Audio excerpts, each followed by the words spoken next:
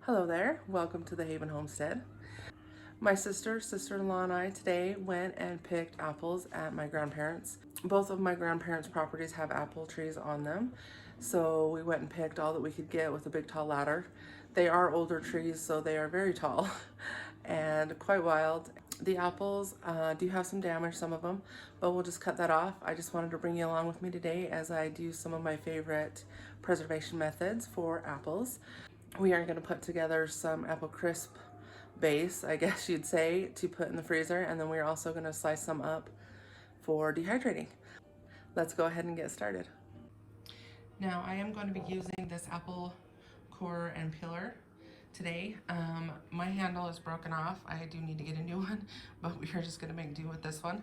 After it runs through here, I'll show you how I divide them up. And then we're gonna just stick them here in some lemon water, just so they have less browning going on. And then we will bag them up and put them in the freezer. And these are the apples here. I actually got a few plums and some crab apples. I am gonna make crab apple jelly, but the apples we're working with today are these guys. And this is from, like I said, both of my grandparents have apple trees on their yard. And my sister and I did pick apples that had some damage on them. And even if your apples have a little bit of damage, you can cut that off. So like say this one, you can cut that part off. This other half of the apple is perfectly fine. And then there's also some, like, seeing like this one, there's a hole here and it's probably got a section inside there that's not good, but the rest is going to be really good to use. And since I am cutting them up for chunks, I will be able to separate it out. Let's see. That one's a funny one. I like seeing that one. Again, it's just we'll have to cut out the bad parts. But if you left this just on the ground, this whole other area that's going to be just perfectly lovely will go to waste. So you can get extra apples if you get these and just cut that section out. I'll go ahead and show you how I use this little peeler core thing and how we go from there. All right, so how you use these is you just take your core and you can go this way or you can go this way. Okay, so what you do is you take your apple, and I like to touch the back of my core with my finger to make sure it's going to go through my hole, more or less, and then just slide it on there. And then you can twist and twist and twist and get it to go to the end, or you can just push the little lever, slide it forward. Then you want to just get it right to where you can start twisting and just go. Now these do work better when your handle isn't broken, but like I said, I just haven't gotten it fixed or gotten a new one, so I make do. I actually did so last year as well, and it was fine.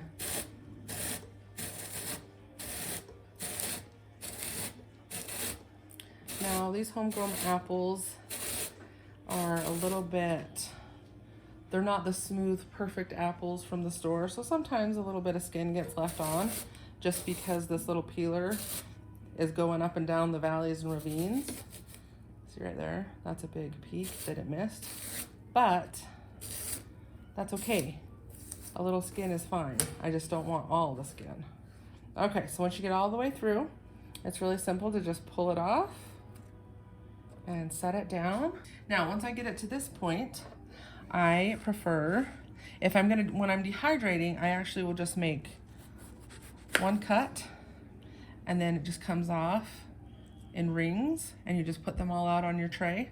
When I'm making the apple crisp base that I'm gonna put in the fridge, which is pretty much just frozen apples, because I like to coat them with the brown sugar, cinnamon, all that kind of yumminess right before I bake it. So I actually just do this, and then it makes all those perfect little chunks, and I put that right into my lemon water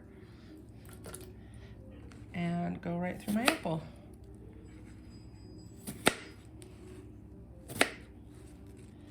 It makes just really quick and easy work of your apples. Now when you want to take the core off, you actually just push this little lever and pull back and it pops right off. And then you're ready for the next apple.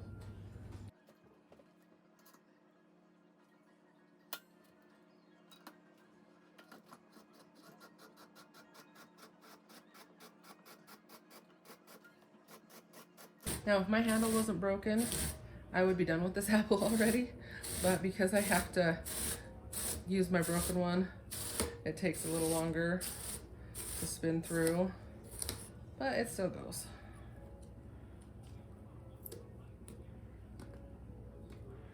Slide it off. And if the core breaks, just pull it apart, of course.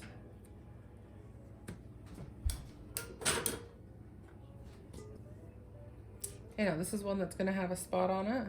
I'll show you how to take care of that.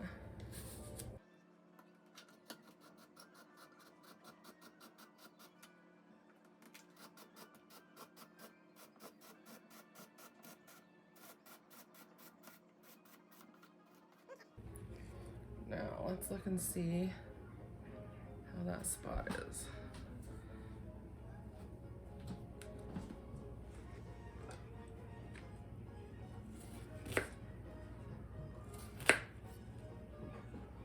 Not bad at all. So look at that. There were that many little slices that were affected by that. And I could have just lost all of this because I was like, that might be bad. So if you've got the choice to pick it or leave it, you can always get rid of it later and it might be perfectly salvageable.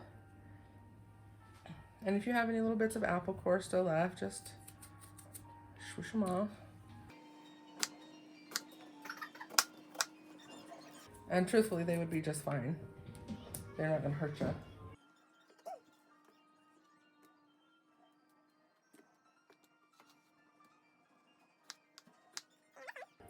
Has just bruising on the inside. So I'm gonna cut that off. And again, it's perfectly salvageable. There are pieces of that maybe, sure, throw those to your chickens. They'll think it's fantastic. I see how that's kind of discolored, so those will just go in the compost bucket. But the rest of this, like, look, even if all that was bad, which it's not, you still got this much out of that one apple that had just a little bit of a blemish on it. And especially with homegrown apples that are organic, when you don't spray anything on them, the bugs are gonna get in there. And see, like this, the rest of that.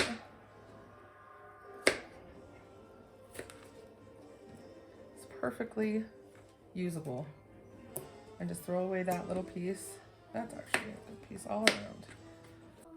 Okay, so I just wanted to bring you in to see this apple. So you see right here, that is a bruise from when it actually fell off the tree when we were picking one that was on the same branch.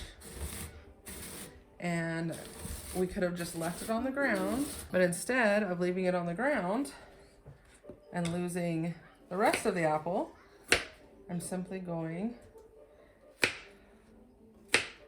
to do that.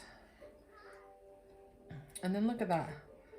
That's a lot of apple that I would have lost if I had just decided, because it was slightly blemished, not to use it.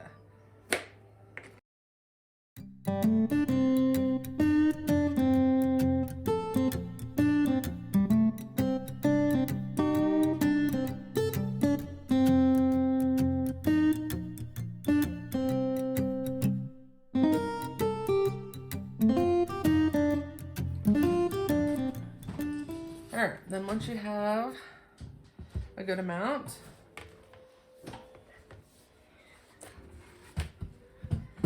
then you just put your apples in your bag.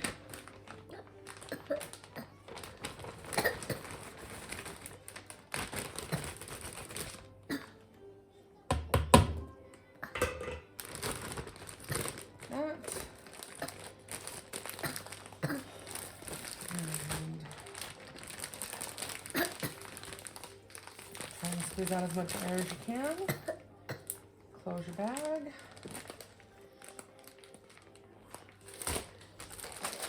And I like to spread them out in my bag a little bit. so that they are more or less flat. And then I'll write on here apple crisp and put it in the freezer. And then through the winter, I can just grab this bag out, let it thaw, either in the fridge or just on the counter, depending on how fast I want to use it. And then dump it in a bowl and mix the spices and the sugar and all that stuff on there, and then put my topping on, and it will be ready to go. I got 8-gallon-sized bags of apple crisp in the freezer. So now I'm gonna go ahead and do some dehydrating of my apples. Just the rest of them I'm gonna hurry and dehydrate. And again, I kind of showed you before how I just make one slice. I'll go ahead and show you again.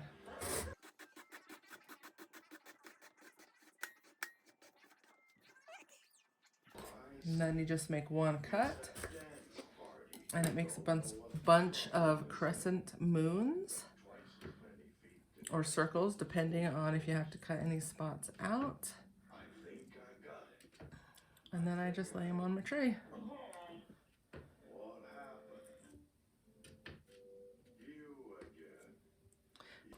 And I'm just gonna go ahead and, that one's pretty thin, I'm gonna do another one.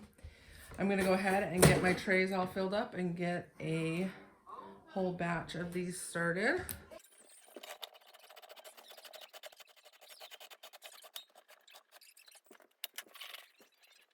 See, here's one of those spots that wasn't great. So I'm actually just gonna cut that out.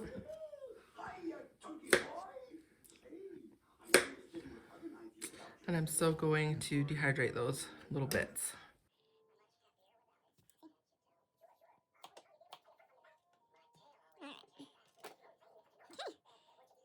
I have 7 trays that I'm gonna go ahead and fill up to do a whole stack of these apples, and I may or may not be able to finish up today because these do have to dehydrate for a while, just because you want to do them low. And then for my dehydrated slices, I don't really do the lemon juice for these, and the reason being is all it does is keep them from turning brown, which I'm not particular about that. I know some people really don't like it, but when you're doing this sort of thing, so my grandmother has I think it's a French method, but it's an apple pie that uses these dehydrated apples that's just really, really good. It's actually my one brother's favorite apple pie he's ever had. And you actually rehydrate these as you make the sauce and filling. And it's brown anyway. Apple pie filling is brown because it's got the cinnamon and the sugars and all that stuff in it. And so I never really am bothered if it's a little bit brown. So I don't take the time to put it in lemon juice, just because I'd rather just get them on the trays and continue on with life. Because the brown discoloring doesn't really bother me very much, so I just don't do it. But you can, if it bothers you, then all you need to do is just like that other, is get a bowl with some lemon juice in it, dunk these in there first, and then put them on here. I also feel like where I'm dehydrating these, it's a little counterintuitive to get them wetter before you try to dehydrate them. I don't know. But like I said, the brown doesn't bug me, so I just don't do it. So I'm gonna go ahead and get all these trays filled, and then we'll take them downstairs to dehydrate them.